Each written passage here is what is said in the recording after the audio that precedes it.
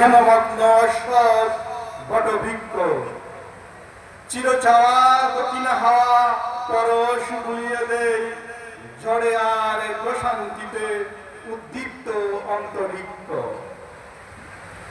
আপনাকে সবুজ অঙ্গনে সঁপে দেওয়ার পরেও প্রশান্ত হৃদয় কেন জানি বড় অস্থির। অধীর আমি তার অধীনস্থ, ফের মুরাকাবায় বিরল সম্মিলন। আহা কি যে স্বস্তি! অনন্তকাল মদিনার যাত্রী, গন্তব্য নবীর কদম।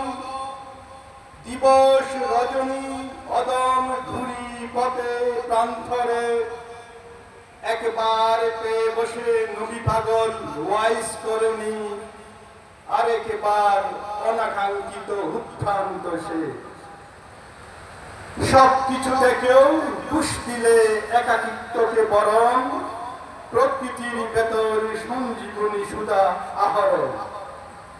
জাগতিক স্থূল প্রলোভন গ্রাস করার বহু আগে দরুদি সম্বল করে রেখেছেন আমরণ।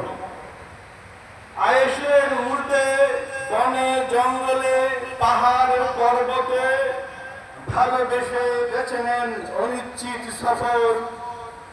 মালেকে হাকিকির সন্ধানে নিরলস সাধনায় হলেন ইনসানি কামেল বিরল সশোধর। লতিচাটা কোকড়ানো চুল, ঘন সফেদ দাড়ি, মনসুর হাল্লাল শায়েখ ইবনে আরাবি ধীর পায়ে হেঁটে চলেন মাশরিক থেকে মাগরিব। শাহ সাহেব বা আবু নসর আল ফারাবি। সঠিক সময়ে কোষ্ঠী পাথর নাসেনার কেশারত সবাইকে দিতে হয়, দিতেও আমরা বাধ্য। সত্য ও সুন্দর এড়িয়ে চলে এমন সাধ্য খার, যখন মদিনাওয়ালার দেখা অতি আরাধ্য।